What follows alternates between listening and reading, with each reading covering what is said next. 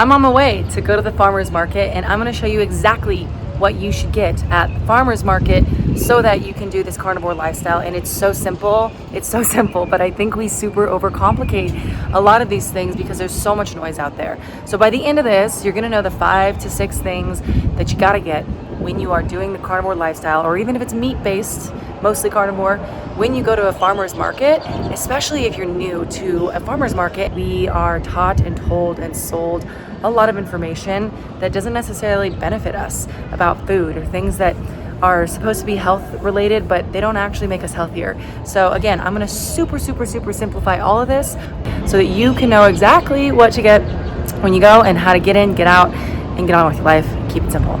Let's get into it.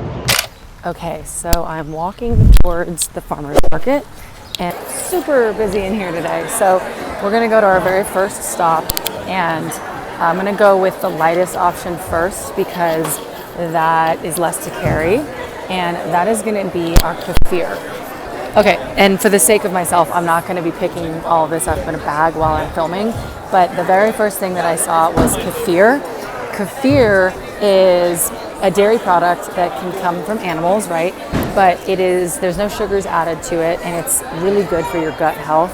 Basically, it brings in some of the bacteria that we need to help give ourselves a healthy gut microbiome. So a lot of times when people do carnivore, they can have some difficulty in the transition phase because it's just meat. And having some of the kefir is helpful to break down meat. So kefir helps to give that bacteria back to our gut, so it supports and creates a little bit more of a variety of a microbiome. Kefir, if you do have dairy in your diet, is a great way to add to this that you can just get at your local farmer's market, and it's like $10 a pop. You just want to make sure it's raw. The other thing that was on there too, in case you didn't see, was the raw cheese. Oh my God, these people are so loud behind me. The raw cheese. The raw cheese it's like, again, if you're having dairy and you're good with cheese, then I would recommend getting the raw cheese. And if you want to put cheese on your meat, that's, honestly, who doesn't love cheese? I'm gonna start poking around for a little bit of the actual bulk of what I'm gonna get, which is the meat. And there are so many options when you go to a farmer's market. It's a little bit overwhelming, actually. So what I do is I find the one that if it exists at the farmer's market, grass-finished ground beef or meat in general. So grass-fed, grass-finished is the key to go for if you can, because that means that the animals ate mostly grass their entire life. If it says grass-fed, grain-finished, then that means that they were finished off with grain. And it's not the end of the world. It's just a lot of times that can actually be, it can cause inflammation for people if the animals didn't just eat grass, because there might be soy or corn or whatever in those animals' diets. And that can cause inflammation and autoimmune issues for people. So I'm gonna go to my favorite. Okay, so I'm looking to get probably, what are the specials again? It's 3 for $9. 3 pounds for $9. Oh, so it's the ground beef special. Ground beef special. Okay, so I'll probably do 4 of the ground beef specials. Do you guys also have tallow? Actually, I don't know. Do you guys carry tallow? You do. I think I might get some tallow, actually, for real. Yeah, sure. And then also, what else? You guys have eggs too, right? Yeah. Pasture-raised eggs. Are they fed vegetarian? Okay. Non-GMO, soy-free, corn-free. Okay, got it. Do you guys have eggs that I can get from you? Just like 1 dozen eggs? Yes. Okay. So these are little guys because they're new birds. Yeah. So we'll have bigger eggs in a couple of weeks, but these are selling for $6 a dozen. Okay. And they're tiny, but they taste amazing. Bomb. Okay, let's do it. In a few weeks, we'll have more eggs and bigger eggs. Just treated as well as you can possibly. That's what we want. That's what we want. A maximum happiness life. Okay, so to recap what I just ordered, I got, I think it's 4, I got 3, 6, 9, 12. I got 12 pounds of ground beef, just ground beef. I got tallow as well, which is just that one little bit of tallow. And then I also got some eggs. These are pasture-raised eggs. A lot of people think that eggs are supposed to be vegetarian. They're not. They're not supposed to be vegetarian. And again, these are the good ones that are fed the right things. I just met a lovely local farmer here.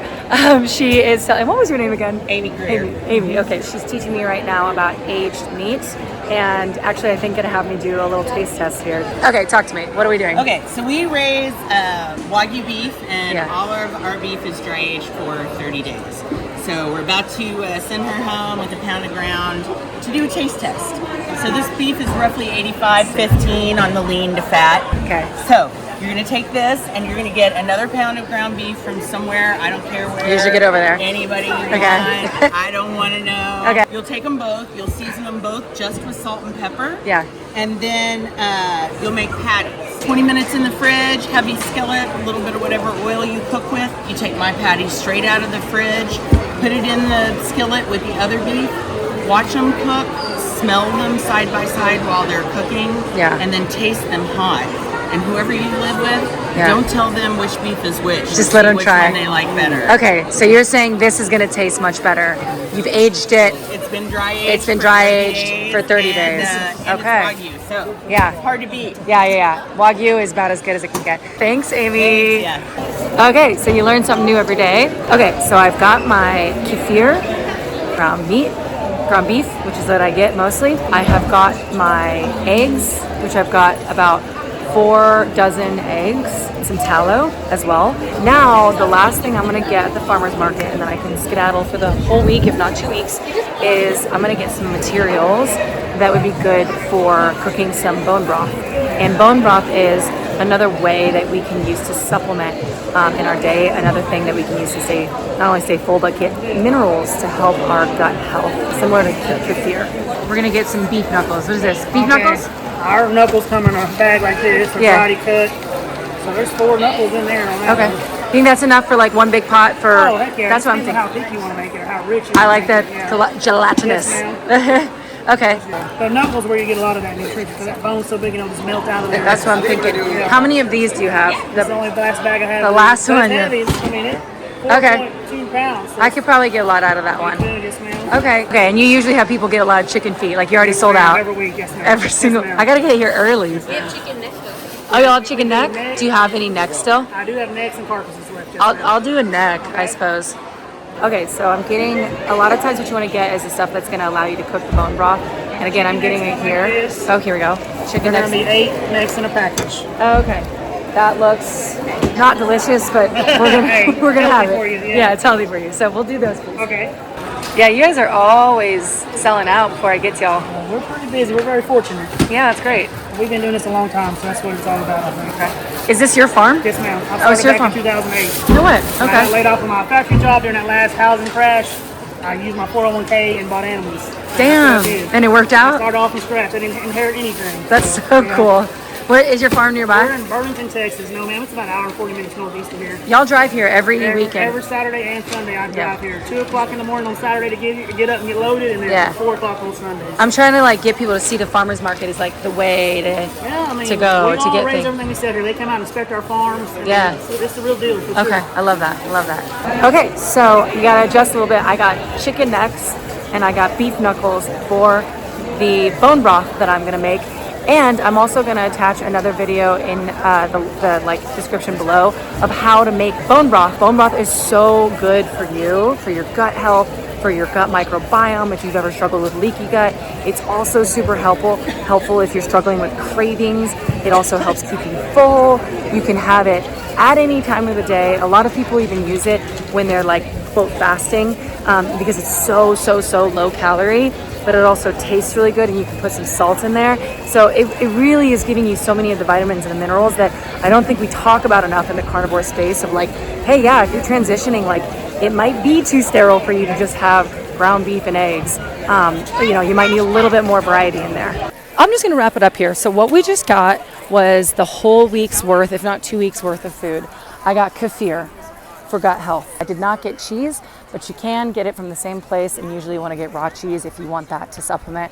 I got a ton of ground beef. I usually have at least a pound a day. I got 4 dozen eggs. I got beef knuckles, chicken necks, and I also got tallow. And tallow you can use to cook with. It's there like kind of like butter where you can cook with. For a lot of people, we're not getting enough fat in our diets, so I buy tallow because the more fat, particularly for women, the better. I think that I know we've been taught that fat makes you fat. It's not true, it's not true, it's not true. The only thing I did not get from here is bacon. And that's mainly because I prefer to just actually get it from the grocery store. I get the sugar-free bacon. So everything you need is at the farmer's market. Plus, one of the coolest things about this is like the relationships that you build. You don't need to put makeup on. So good.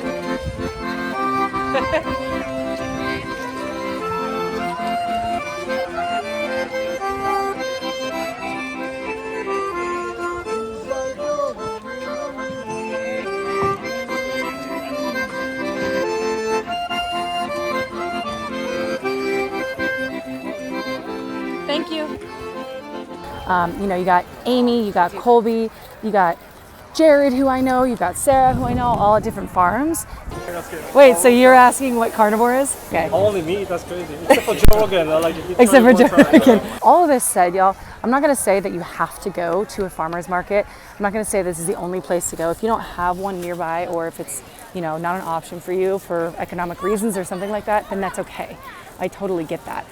If it is though, it's like you eat good food, you no longer need to have medications, you no longer need to spend money on all of your health problems, and then you can afford better food, and it's just like this positive, kind of like virtuous cycle. So I hope this helped, guys. Let me know your thoughts below. Drop any comments if you have any questions, so that way I can understand how to address them. I'm gonna attach the links for different videos below too. Subscribe. I discuss all things human optimization, exploration, life hacks, and I have very interesting conversations with very interesting people.